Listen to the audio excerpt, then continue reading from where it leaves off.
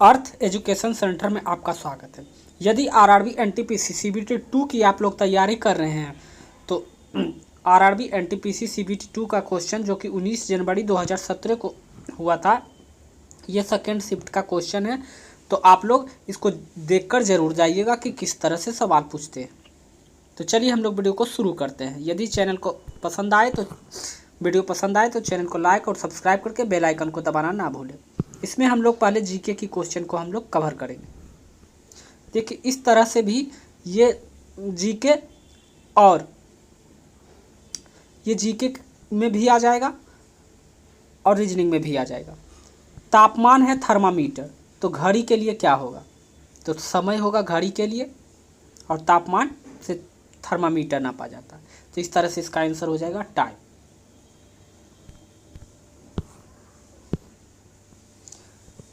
विश्व में मैनग्रोव वनों में सबसे बड़ा वन क्षेत्र निम्न में से कौन सा है?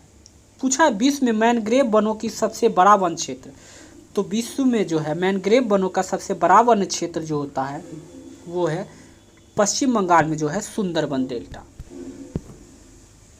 इसका सही आंसर देखिए, सुंदरबन राष्ट्रीय उद्यान जो है ये है विश्व में सबसे बड़ा मैनग्रोव। इसकी मैथ की भी हम लोग बात करेंगे, चर्चा करेंगे, लेकिन फिलहाल हम लोग जीके पर ध्यान देंगे।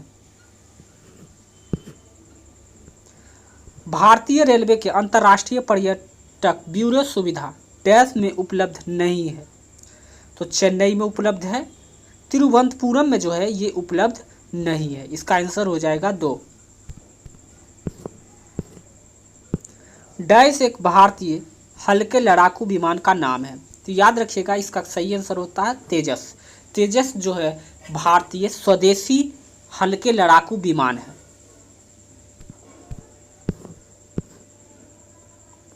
सूचना प्रौद्योगिकी के संदर्भ में थोड़ा सा जूम कर लेते हैं। अब सही है।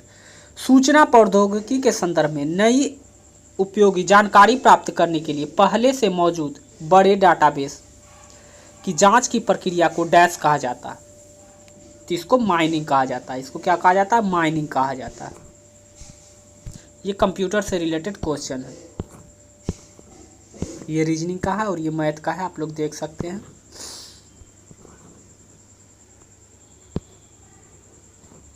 देखिए मैथ में क्वेश्चन पूछा है, एक कार एक निश्चित दूरी 50 किलोमीटर घंटे की चाल से 8 घंटे में तय करती है। 8 घंटे में तय करती है 50 किलोमीटर की दूरी, ठीक है। तो 5 घंटे में दूरी 5 घंटों में तय करने के लिए इसके पास कितनी वृद्धि होनी चाहिए? कितनी वृद्धि होनी चाहिए पूछा है। तो इसके लिए हम लोग क्या करेंगे, 50 × 8/5 कर देंगे, ठीक है। अब यहाँ से जो आंसर आएगा 5 × 10 = 50 और 10 × 8 = 80 यानी 80। अब यहाँ पर देखिए 80 दिया हुआ है, तो 80 इसका आंसर नहीं मारना है। यहाँ ध्यान से क्वेश्चन को पहले समझिए, कितनी वृद्धि होनी चाहिए। तो 50 तो पहले से चल रहा है और 80, तो कितना वृद्धि होना चाहिए? 30 किलोमीटर अगर वृद्धि कर देंगे तो ये दूरी 5 घंटों में तय हो जाएगी। इसका सही आंसर होगा 3। इसी बात को आप लोगों को ध्यान देना है। टिंडल प्रभाव प्रकाश के डैश से संबंधित है। तो टिंडल प्रभाव जो होते हैं प्रकाश के प्रकीर्णन से संबंधित होता है। ये हम आरआरबी एनटीपीसी का जो घटना चक्र है पूर्व, वो आप लोग पूरा रीड कर जाइए। उससे बाहर एक क्वेश्चन नहीं, वही कॉपी पेस्ट आता है। चाहे वो न्यू एग्जाम में दिया गया हो, सभी कॉपी पेस्ट क्वेश्चन ही आता है। अगर आप लोगों ने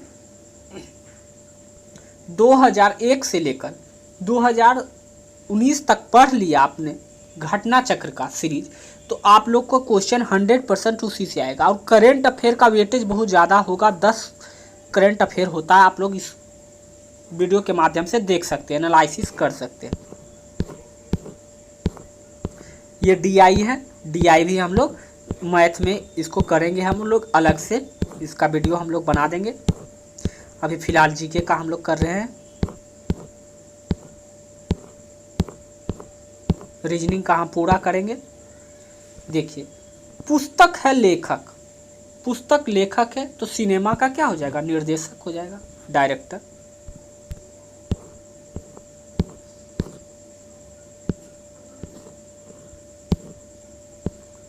निम्नलिखित में से कौन अंतर्राष्ट्रीय गोल्फ खिलाड़ी नहीं है, तो माइकल बेवन हो जाएगा। माइकल बेवन जो है क्रिकेट खिलाड़ी थे, प्रसिद्ध क्रिकेट खिलाड़ी थे। सार्वजनिक या निजी क्षेत्र के वर्गीकरण इस आधार पर किया जाता है। सार्वजनिक या निजीकरण का मतलब होता है पब्लिक, पब्लिक मतलब होता है सरकारी, और प्राइवेट का मतलब होता है निजी। तो किस आधार पर किया जाता है, तो इसको किया जाएगा कर्मचारी के सेवा भत्ता, नहीं, कर्मचारी प्राइवेट के भी हो सकते हैं, सरकारी के भी हो सकते हैं। कार्यरत व्यक्तियों की संख्या, ये तो कार्यरत व्यक्तियों की संख्या कहीं भी हो सकता है। गतिविधि की प्रकृति, ये भी नहीं। तो क्या हो जाएगा, इसका सही आंसर हो जाएगा स्वामित्व। क्या हो जाएगा, ओनरशिप। ओनरशिप पर डिपेंड करता है कि वो प्राइवेट है, पीवीटी है, या लिमिटेड कंपनी है। प्रसार भारती एक स्वायत्त निकाय है, अर्थात ऑटोनोमस बॉडी है। ये कंपनी किसके अंतर्गत आता है, तो प्रसार भारती जो होता है ऑल इंडिया रेडियो और दूरदर्शन दोनों के लिए, दोनों के अंतर्गत आता है। निम्न में से कौन सा विकल्प ओबामोकेर के सबसे उचित रूप से परिभाषित करता है, ये किफायती और स्वास्थ्य सेवा से रिलेटेड है। ये देखिए क्वेश्चन कुछ अल्टर सा दिया हुआ है। यूथसैट है एक, यूथसैट एक है, ये एक उपग्रह था। यूथसैट जो है एक उपग्रह था। दक्षिण एशिया पारंपरिक फ्यूजन संगीत का उल्लेखनीय योगदान हेतु वर्ष 2016 का जापानी फुकुओका पुरस्कार किन्हें प्रदान किया। ये देखिए करंट अफेयर से क्वेश्चन पूछा था 2017 में, जो ये मेंस का पेपर जो हुआ था 2016 से, ये करंट अफेयर पूछा था। तो आप लोग मेंस में 1 साल 1.5 साल का करंट अफेयर को पढ़ के जाइएगा।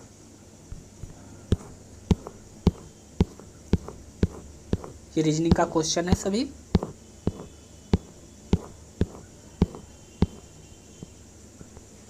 ये मैथ का क्वेश्चन है। देखिए चतुर्थार्थ निकालना है। चतुर्थार्थ निकालने के लिए क्या करते हैं, 12 × 20/15, 5 3 जा 15, 5 4 जा 20,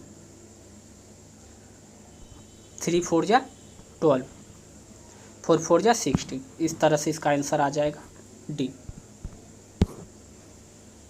सरकार जिम्नास्टिक के लिए उन्हें 2016 में द्रोणाचार्य पुरस्कार से सम्मानित किया गया। तो ये देखिए करंट अफेयर है 2000।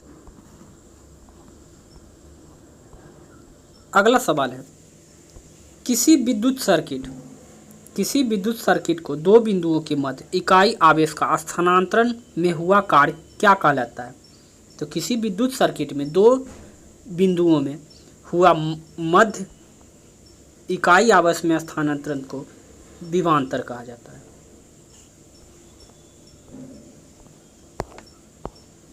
रण उत्सव से आप लोग जरूर क्वेश्चन देख कर जाइएगा, क्योंकि आरआरबी एनटीपीसी में उत्सव से क्वेश्चन पिछली बार भी देखिए मेंस में पूछा गया है। रण उत्सव कहाँ मनाया गया, तो उत्सव के लिए हम एक वीडियो बना देंगे, और मेरे टेलीग्राम चैनल के माध्यम से आप लोगों को daily up to date question मिलता है, तो आप लोग टेलीग्राम चैनल को भी ज्वाइन कर लीजिए। रण उत्सव कहाँ मनाया जाता है, तो ये गुजरात राज्य में मनाया जाता है। फेस्टिवल किस राज्य से रिलेटेड है, ये क्वेश्चन बहुत आता है। ये रीजनिंग का सवाल है, इसको भी हम लोग करेंगे बहुत अच्छे तरीके से।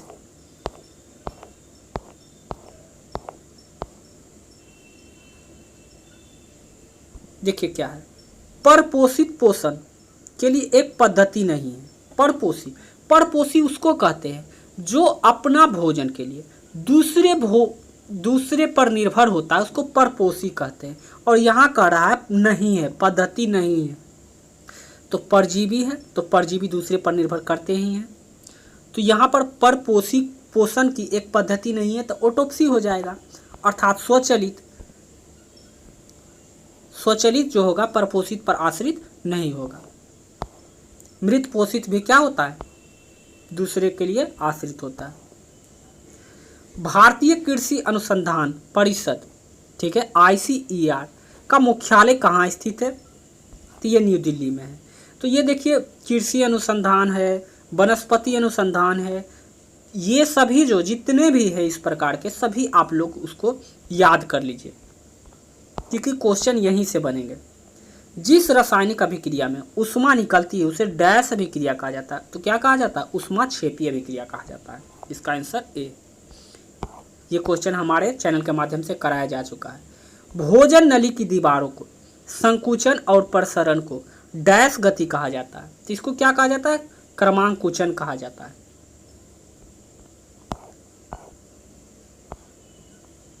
ठीक है। Which of the following is not cause of air pollution mining operation. अब कड़ा निम्नलिखित में से कौन सा वायु प्रदूषण का कारक नहीं है? ठीक है, तो इसका सही आंसर हो जाएगा अम्लीय वर्षा। भारत के उच्चतम न्यायालय का अस्तित्व कब आया था? पूछ रहा है भारतीय में उच्च न्यायालय किस दिन अस्तित्व में आया था। तो याद रखिएगा 28 जनवरी 1950 को जो है भारत में उच्च न्यायालय अपने अस्तित्व में आया। प्रकाश ऊर्जा से पानी के अणु के विखंडन की प्रक्रिया को डैश कहा जाता है। तो ये कहा जाता है प्रकाश अपघटन अर्थात फोटोसिंथेसिस।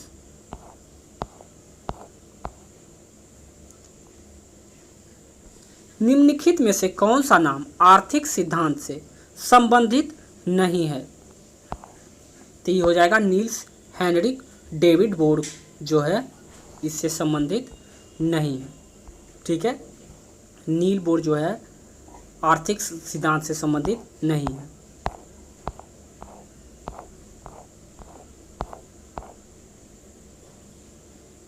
देखिए अब 2017 में सवाल पूछा गया है और ये सवाल कब का है? 21 मार्च 2013 का। किसने ओडिशा के राज्यपाल के रूप में शपथ ली थी? तो देखिए इस तरह के कुछ सवाल होते हैं जो कि आपको छोड़ने लायक ही होते हैं सवाल। 2017 में 2013 का राज्यपाल पूछ लिया गया है।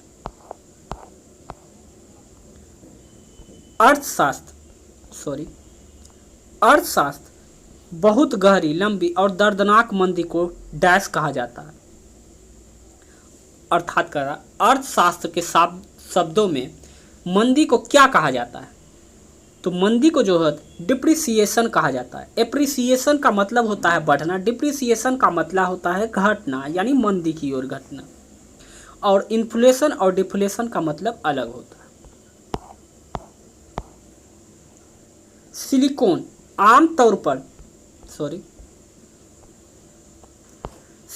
जो है आमतौर पर प्रयुक्त होने वाला है।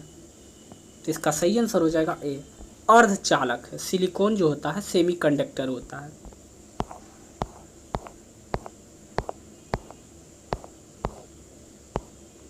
साहित्य अकादमी पुरस्कार मुख्य रूप से किसके प्रोत्साहन को समर्पित किया जाता है? तो ये लिटरेचर में प्रोवाइड किया जाता है। लिटरेचर में साहित्य दिया जाता है, अर्थात साहित्य जो अकादमी पुरस्कार होता है मुख्य रूप से लिटरेचर के लिए दिया जाता है। जैवमंडल आरक्षित क्षेत्र का सबसे सही विवरण क्या है? सतत विकास का अध्ययन स्थल। जैवमंडल के आरक्षित क्षेत्र का सही विवरण क्या है? सतत विकास का अध्ययन का स्थल। कूद नृत्य यहाँ का एक प्रसिद्ध नृत्य है। कूद नृत्य पूछा है कहाँ का प्रसिद्ध नृत्य है? तो ये है जम्मू और कश्मीर का। राउफ ये सब भी क्या है? जम्मू कश्मीर का एक प्रसिद्ध नृत्य है।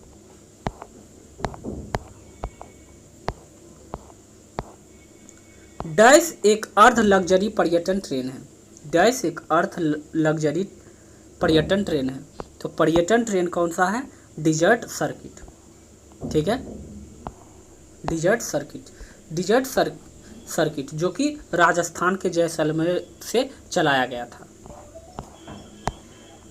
डैश मिट्टी को रेगुर मिट्टी भी कहा जाता है। तो याद पता होगा, इजी क्वेश्चन है। ब्लैक सॉइल अर्थात काली मिट्टी को ही रेगुर मिट्टी कहा जाता है।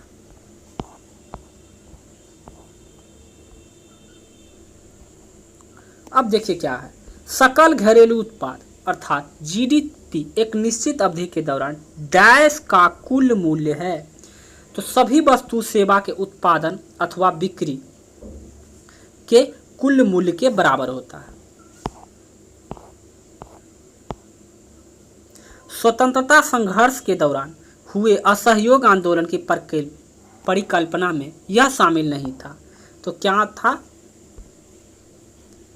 बहिष्कार एवं आम दंगे जो है ये शामिल नहीं था।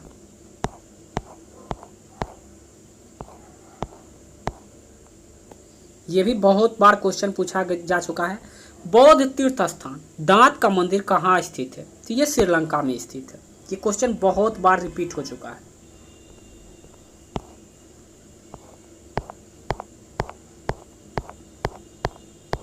रीजनिंग का सवाल है ये सब। दी गई जानकारी के आधार पर बताइए इनमें से कौन सा एक विवाहित, ये रीजनिंग का, सॉरी ये भी रीजनिंग का। यहाँ देखिए, निम्नलिखित में से क्या भारत के अंतर्ग्रहणीय मिशन से संबंधित नहीं है? तो ये इसका सही आंसर होगा मंगलयान। मंगलयान जो है अंतर्ग्रहणीय मिशन से संबंधित नहीं है। अभी जो एक हाल ही में जो हुआ है, स्पेस एक्स शटल नाम सुने होंगे, जो कि एलन मस्क की कंपनी है, उसके द्वारा तीन पर्यटन को भेजा गया था। कंप्यूटर में वर्कबुक आमतौर पर किससे संबंधित होती है? तो वर्कबुक जो होती है MS एक्सेल से संबंधित होता है। एडोब रीडर जो होता है जिसको PDF रीड करने के लिए होता है। पावर पॉइंट में प्रोजेक्टर तैयार किया जाता है। और MS वर्ड जो है, ठीक है, MS एक्सेल में क्या है, वर्कबुक तैयार किया जाता है। कोई व्यक्ति कंप्यूटर साक्षर कहलाता है यदि वह सक्षम हो केवल आवश्यक एप्लीकेशनों को चलाने में, तो उसे कंप्यूटर साक्षर कहा जाता है। प्रसिद्ध पुस्तक हिंद स्वराज जो कि वर्ष 1909 ईस्वी में महात्मा गांधी ने स्पष्ट किया, भारत में ब्रिटिश शासन स्थापित किया गया था।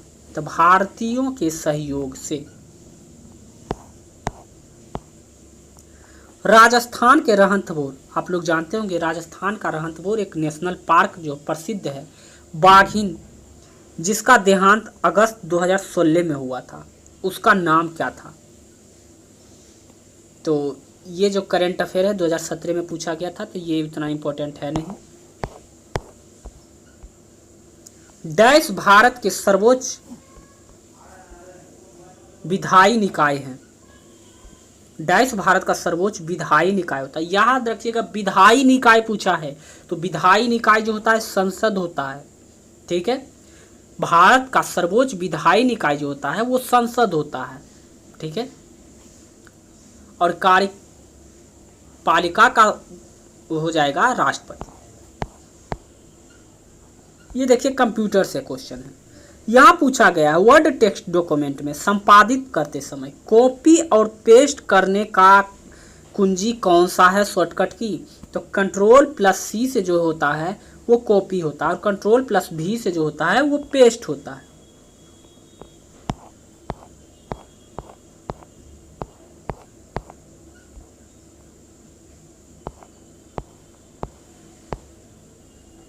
रेलवे गतिशील किराया मूल्य निर्धारण के तहत बुकिंग बढ़ने के साथ साथ किराया क्या हो सकता है? बढ़ सकता है।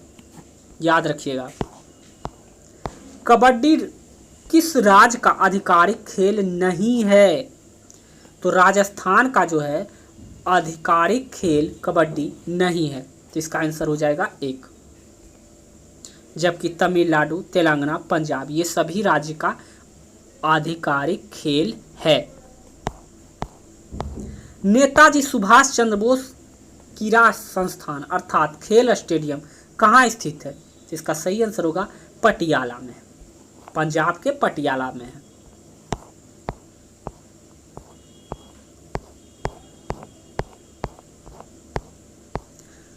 ICR का पूरा नाम क्या है? ICR जिसको कहते हैं हम लोग इंटेलिजेंट कैरेक्टर रिकॉग्नाइजेशन। देखिए फुल फॉर्म से रिलेटेड तो आपको याद रखना ही रखना है। देखिए पॉलिटी से सवाल है। पॉलिटी के सवाल नॉर्मल होते हैं। लोकसभा की बैठक के गठन के लिए आवश्यक कोरम सदन के कुल सदस्यों का कितना भाग होता है? लोकसभा के बैठक के लिए आवश्यक कोरम जो होता है सदन के 1/10 भाग होता है। लोकसभा के जो होता है आवश्यक बैठक का गठन करने के लिए आवश्यक कोरम जो होता है सदन के कुल सदस्यों का 1/10 भाग होता है। विश्व गौरैया दिवस प्रतिवर्ष 20 मार्च को मनाया जाता है, तो इसका थीम पूछ लिया है। तो इसका थीम क्या है? अन्य पक्षियों की तुलना में गौरैया की श्रेष्ठता दिखाने के लिए। डैश एक ये तो एक रीजनिंग है। फाउंटेन ऑफ वेल्थ कहाँ स्थित है? तो फाउंटेन ऑफ वेल्थ जो है सिंगापुर में स्थित है। कहाँ है? सिंगापुर में। यह स्टैटिक्स जी है।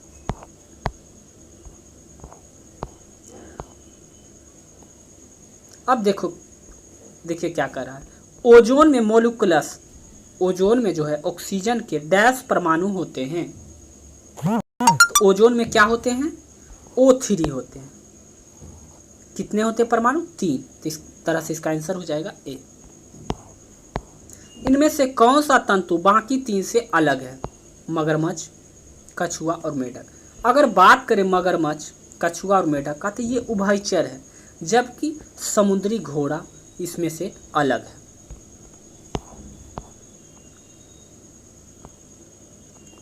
अब पूछ रहा है निम्नलिखित में से कौन सा भारतीय बाघों की आबादी के लिए खतरा नहीं है?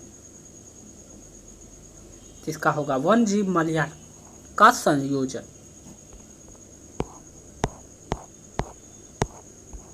तो इस तरह से हमारा 120 क्वेश्चन जो होता है वो समाप्त हो गया, जिसमें से 50 हम लोगों ने जीके का डिस्कशन किया। तो यदि आपको यह वीडियो अच्छा और हेल्पफुल लगा हो तो चैनल को सब्सक्राइब करके बेल आइकन को दबाना ना भूलें, और कमेंट सेक्शन में कमेंट करके बताइए कि आपको रीजनिंग का भी इसका डिस्कशन चाहिए।